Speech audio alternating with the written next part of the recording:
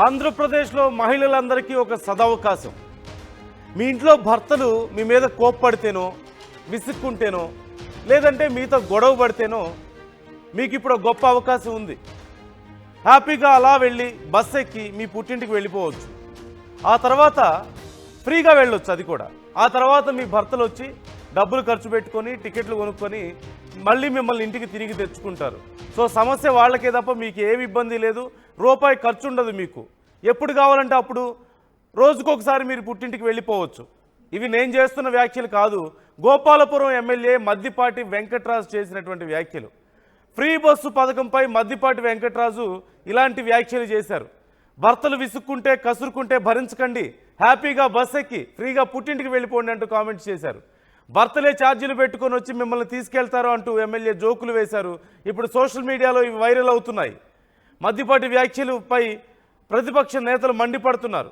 August 15 నుంచి ఏపీలో స్త్రీ శక్తి పథకం ప్రారంభం కాబోతోంది.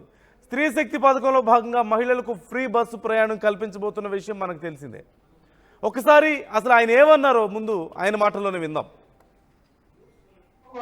రేపొద్దున్న ఆగస్టు 15వ తారీఖున ఆడతల్లులారా గుర్తుపెట్టుకోండి, ఇది వరకులాగా మన ఇంట్లో మన వాళ్ళు ఏమన్నా భర్త ఇసుక్కుంటేనా కొంచెం కసురుకుంటేనా ఎవరు పడాల్సిన బాధ్యత లేదు.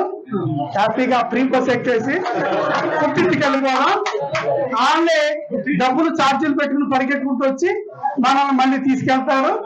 కాబట్టి మనం కొంచెం ధైర్యంగా భవిష్యత్తులో ఆగస్టు 15వ తారీఖు నుంచి కూడా ఉచిత బస్సు అమల్లోకి వస్తుంది. కాబట్టి మనకి అంటే ఇది ప్రధానంగా నేను గమనించింది ఏంటంటే ఆడతల్లులు రేపు ఉచిత బస్సు అనేదే ఒక సంచలన నిర్ణయం.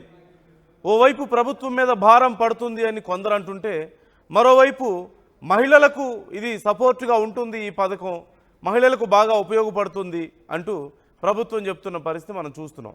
తెలంగాణలో ఉచిత బస్సు పెట్టినప్పుడు జరిగినటువంటి గందరగోళాన్ని మనం చూసాం. మొదట్లో అయితే మహిళలందరూ కూడా కిక్కిరిసిపోయి బస్సుల్లో ఫ్రీ బస్సు వస్తుంది కదా అని చెప్పేసి చాలామంది అనవసరంగా ప్రయాణాలు చేసిన వాళ్ళు కొంతమంది ఉంటే అక్కడ సీట్లు సరిపోక ఒకరితో ఒకరు కొట్టుకుని గొడవ పడినటువంటి సందర్భాలు కూడా మనం చూసాం. ఈ నేపథ్యంలో ప్రభుత్వం తర్వాత కొన్ని చర్యలు తీసుకుంది. మరోవైపు ఇప్పుడు ఏపీలో కూడా ఇదే పరిస్థితి ఉండబోతుందా? ఏపీలో ఎలా అమలు చేయబోతున్నారు? ఓ పక్క అమలు చేయాలంటే, ఇప్పటికే సంక్షేమ పథకాలు అమలు చేయాలంటే రాష్ట్రాన్ని అమ్ముకోవాల్సిన పరిస్థితి వచ్చిందని చెప్పి నాయకులు మాట్లాడుతున్న తరుణంలో మరి ఉచిత బస్సుని ఎలా అమలు చేయబోతున్నారు? తెలంగాణలో మాదిరిగా కొన్ని సమస్యలు ఖచ్చితంగా ఉత్పన్నమవుతాయి. మరి వాటిని ఎలా చేస్తారు, ఎలా సరిదిద్దుకుంటారు అనేది ఇలాంటి కీలకమైనటువంటి చర్చ నడుస్తున్న సమయంలో నాయకులు చేస్తున్నటువంటి కామెంట్లు కూడా చర్చనీయాంశంగా మారుతున్నాయి. మీరు డబ్బులు కట్టాల్సిన అవసరం లేదు కాబట్టి మీ హస్బెండ్తో గొడవైన ప్రతిసారి మీ హస్బెండ్ మీ మీద చిరాకు పడ్డా ఇంటికి వెళ్ళిపోండి, మీ పుట్టింటికి వెళ్ళిపోండి, మళ్ళీ మీ హస్బెండే వచ్చి డబుల్ ఛార్జీలు పెట్టుకొని తీసుకొస్తాడు అని చెప్పి మాట్లాడుతున్నటువంటి నాయకులు చూస్తున్నాం. అంటే ఆయన ప్రమోషన్స్లో భాగంగానో ఆ పథకాన్ని ప్రమోట్ చేయడానికో లేకపోతే ఆ పథకం గురించి సరదాగా మాట్లాడడానికో అన్నప్పటికీ కూడా నిజంగా పరిస్థితి అలాగే ఉంది అనే అభిప్రాయాలు కూడా లేకపోలేదు. అవసరం ఉన్నా లేకపోయినా కొంతమంది ప్రయాణిస్తున్నారని, ఈ ఉచిత బస్సు పథకాన్ని చాలామంది దుర్వినియోగం చేస్తున్నారనే అభిప్రాయాలు కూడా లేకపోలేదు. సో ఈ అంశం గురించి మాట్లాడదాం. మా ప్రతినిధి మణికుమార్ ఉన్నారు. మణికుమార్, డీటెయిల్స్ ఎలా ఉన్నాయి ఈ అంశానికి సంబంధించి? అంటే మద్దిపాటి మాట్లాడినటువంటి మాటలకు సంబంధించి ఎలాంటి చర్చ నడుస్తుంది? మరి ఈ స్త్రీ శక్తి పథకం అమలుకు సంబంధించి డీటెయిల్స్ ఎలా ఉన్నాయి, ఎలా అమలు చేయబోతున్నారు? నందు చూడొచ్చు, ఏపీలో ఆగస్టు 15 నుంచి రాష్ట్ర ప్రభుత్వం చాలా ప్రతిష్టాత్మకంగా స్త్రీ శక్తి అనే పథకం పేరుతో మహిళలందరూ కూడా ఉచిత బస్సు పథకాన్ని అమలు చేయడానికి రంగం సిద్ధం చేస్తుంది. ఇప్పటికే దానికి సంబంధించిన ఏర్పాట్లన్నీ ప్రణాళికలన్నీ కూడా చేసుకున్న పరిస్థితి. ఆగస్టు 15 నుంచి కూడా రాష్ట్ర వ్యాప్తంగా రాష్ట్రంలో ఎక్కడి నుంచి ఎక్కడికైనా సరే మహిళలు ఉచితంగా ప్రయాణించే విధంగా ఈ ఉచిత బస్సు పథకాన్ని అమల్లోకి తీసుకురావడానికి రాష్ట్ర ప్రభుత్వం కసరత్తులు చేస్తున్న సమయంలో నాయకులు చేస్తున్న కామెంట్లు ఈ ఉచిత బస్సుకు సంబంధించి వైరల్ గా మారుతున్న పరిస్థితి. తాజాగా తూర్పుగోదావరి జిల్లా గోపాలపురం ఎమ్మెల్యే మద్దిపాటి వెంకటరాజు ఈ మహిళలకు ఉచిత బస్సు పథకం మీద చేసినటువంటి వ్యాఖ్యలు ఇప్పుడు చర్చనీయాంశంగా మారుతున్నాయి. ఆయన ద్వారకా మండలం తిరుమలపురంలో పెన్షన్ పంపిణీ కార్యక్రమంలో ఈ వ్యాఖ్యలు చేశారు. ఆయన చేసిన వ్యాఖ్యలు చూస్తే భర్తలు విసుక్కుంటేనో లేదా కసురుకుంటేనో వాళ్ళతో ఏదైనా గొడవైనప్పుడు గతంలో లాగా మీరు భరించాల్సిన అవసరం లేదు, మీరు హ్యాపీగా ఫ్రీ బస్ ఎక్కేసి ఇళ్ళకి వెళ్ళిపోండి, వాళ్లే మిమ్మల్ని డబుల్ ఛార్జీలు పెట్టుకుని మళ్ళీ తిరిగి తీసుకొస్తారు అంటూ కూడా ఆయన చేసిన వ్యాఖ్యలు కొంత వ్యంగ్యంగా అనిపించినప్పటికీ కూడా ప్రస్తుతం ఈ వ్యాఖ్యలు అయితే కూడా చర్చనీయాంశంగా మారినాయి.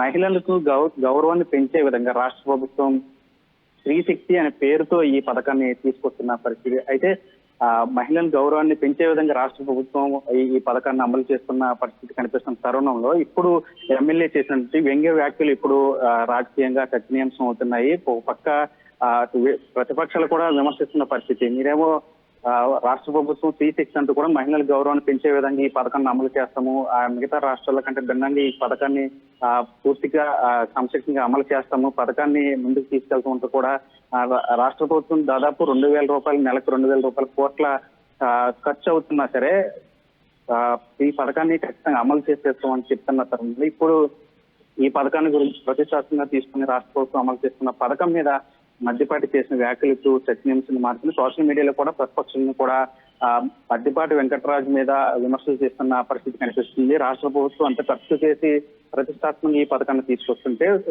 కూటమి నాయకులు మాత్రం ఈ పథకాన్ని ఒక మహిళలు ఇళ్లకు వెళ్ళిపోవడానికి వాడుకోండి, మీరు భర్తలతో గొడవ అయినప్పుడు హ్యాపీగా ఫ్రీ బస్ లోనే మీరు వెళ్ళిపోవచ్చు అనే చేసినట్టు వ్యాఖ్యలు ఇప్పుడే చర్చనీయాంశంగా మారుతున్న పరిస్థితి కనిపిస్తుంది.